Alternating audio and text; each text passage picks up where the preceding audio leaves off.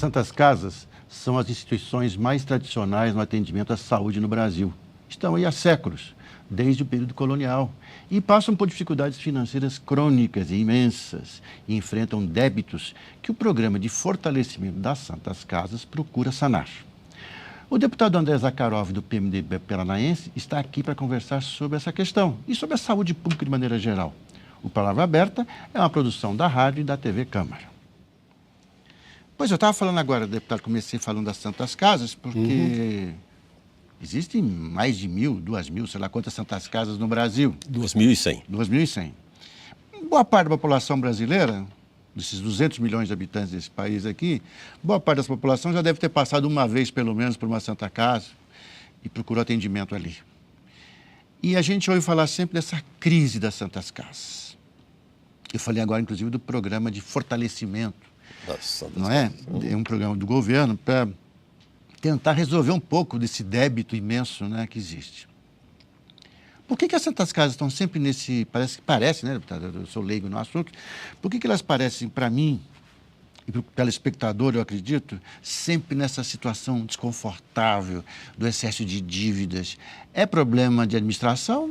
Acho que não, porque imagino que, como é um problema comum a todas elas, então não é uma questão isolada, né, de administração, né? Qual é a sua opinião? Linimar, veja, a saúde é o maior bem que uma pessoa tem e é aquilo que ele deseja para a sua família, um bom atendimento médico hospitalar.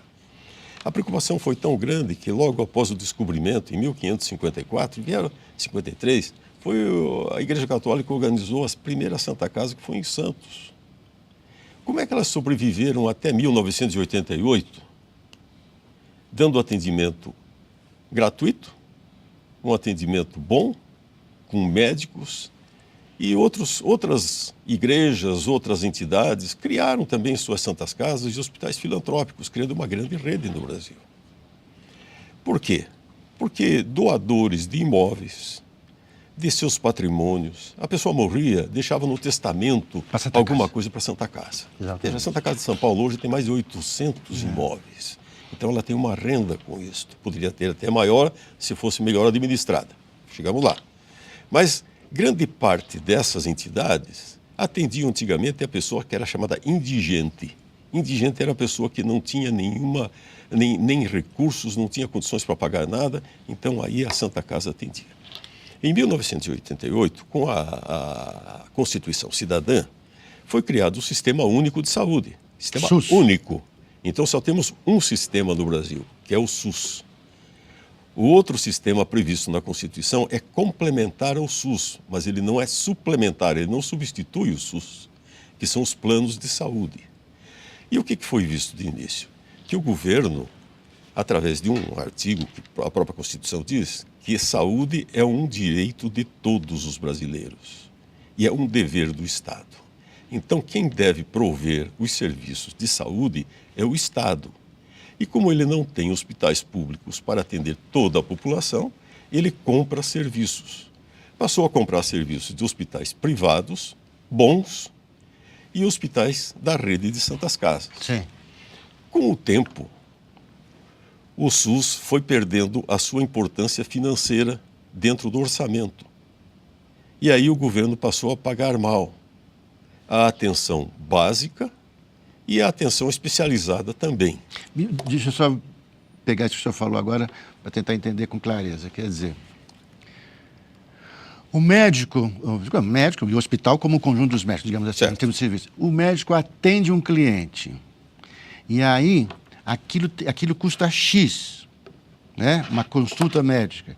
E o que ele recebe é muito pouco. O que o hospital recebe pelo seu serviço é muito pouco. É pouco. Com isso, já que ele tem que pagar suas despesas, que crescem no ritmo da inflação ou mais, às vezes, ele vai aumentando o seu déficit cada vez mais. É isso, mais ou menos? É, então veja, hoje as Santas Casas, essas 2.000, tem mais de 500 mil empregados. Sim. E 140 mil médicos que trabalham ali. Fora o número grande de enfermeiros que também... E prestador de serviço. Prestador de serviço dentro, fornecedores, claro. etc. Bom, é obrigado a receber. Acontece que as Santas Casas hoje vivem um drama muito sério. Para cada R$100 de custo, o governo só paga 60. Sim. Então há uma defasagem de 40. E isto foi sendo prometido, não, vamos solucionar esse problema, vamos solucionar. E isto foi se agravando de tal forma que a dívida total hoje dessas 2.100 santas casas, que responde por 50% do atendimento SUS no Brasil, é de 15 bilhões de reais. 8 bilhões devem só para o próprio governo, que são impostos e a parte previdenciária. Então, entre pagar imposto e pagar a previdência, ou vai pagar a folha e pagar o médico, ou pagar então o fornecedor, o administrador prefere isso. E como é que você resolve essa equação? O senhor que é um especialista na área. Com empréstimos. Então, 5 bilhões... Que é esse plano de fortalecimento? É não, isso? não, não, não, é. não tem nada a ver. Não, aquilo para cobrir os 40 que está faltando. Tá. Então, se ele, dos 100, ele recebe 60, para cobrir os 40, ele vai buscar em banco. Se ele não tem um patrimônio como essa que nós falamos aqui, e outros que têm uma renda complementar, ou se a sociedade não contribui mais, antigamente havia carnês em que as pessoas se comprometiam a dar uma mensalidade. Hoje não, hoje o governo que paga. Porque ele desestimulou esse tipo de contribuição. Pois é, isso está falando agora, quer dizer, antes a sociedade participava mais. Participava mais. Né? E temos outros países onde há, inclusive, um incentivo fiscal para que a pessoa contribua. E aqui nós não temos nada disso. Então, nós estamos colocando um segmento que representa 50% do atendimento público no Brasil em risco de sobrevivência. 5 bilhões se deve a bancos. E como é que o banco financia uma entidade como esta? Hoje, um provedor de Santa Casa é um abnegado, que é lá um fazendeiro, é um advogado, um médico, uma pessoa da sociedade, então que é escolhido para ser, e ele acha que aquilo é um cargo honorífico até para ele. E ele então se presta aquilo. Mas a hora que falta dinheiro, ele vai no banco, o banco exige uma fiança pessoal em que ele e a esposa assinam. O que está acontecendo? Ele está comprometendo o seu patrimônio pessoal. Claro. E muitos têm perdido o patrimônio. Imagina. E nós vimos que nos últimos 3 anos fecharam cerca de 12 mil leitos no Brasil, leitos de SUS, em grande parte das santas casas. Por quê? Pela crise financeira que se estabeleceu. Quer dizer, deputado Zakharov, quer dizer, a questão tem que sentar vários lados, vários entes que participam dessa situação toda e chegar a um certo consenso mínimo, assim, só assim nós temos que agir em conjunto para sair desse beco sem saída. Mas hoje nós temos, Winnemar, temos hoje dois entes aí. Quem compra serviço e quem presta serviço. Quem compra serviço é o governo, quem presta são as entidades. Tá?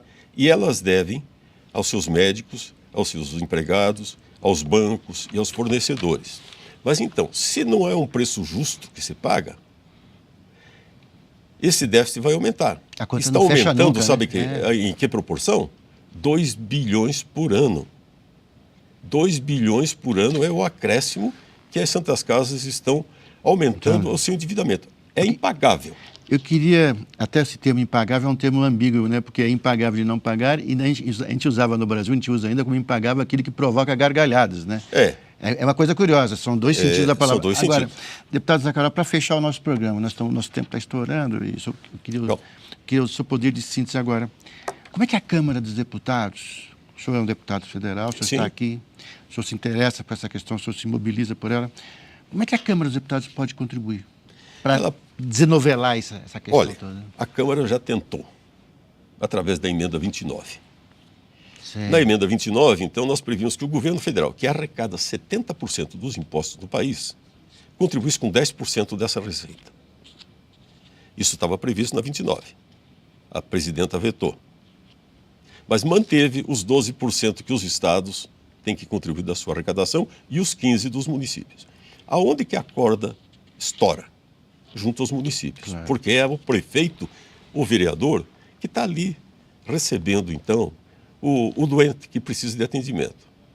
E, então, as santas casas não têm recursos para a sua manutenção e muito menos para o seu equipamento. Aí o deputado também pode contribuir com emendas para comprar um raio-x, para comprar uma ressonância magnética, para comprar, para ajudar a ampliar e até a modernizar esses edifícios antigos, né, adequando-os à nova realidade.